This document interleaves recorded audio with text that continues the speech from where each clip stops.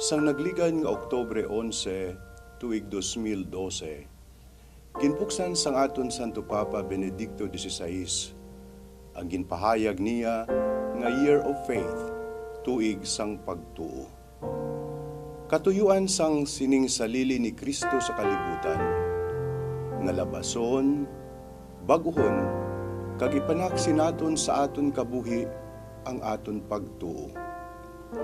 Agud matigayon ini, ginaagda kita sa aton simbahan, nga basahon kag pamalandungan naton ang balaan nga kasulatan, ang mga dokumento sang ikaduha nga Konsilyo Vatikano, kag ang katesismo sang simbahan nga Katoliko.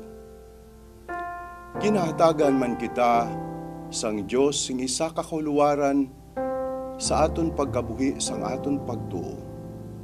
Si Maria, ang iloy sang aton Ginoo, ang babayi nga wala mahilabti sang sala nga panublion, ukon ang ginatawag naton nga Immaculada Concepcion, ang patrona sang siyudad sang Rojas, kag sang bug-os nga Arkidiocese sang Capiz.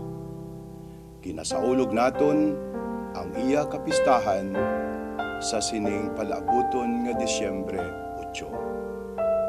Kuntani, sundo naton ang hugot nga pagtuo sa Dios sang sining aton mahal nga Eloy. Malipayon nga fiesta, Viva Santa Maria, mabuhay ang Immaculada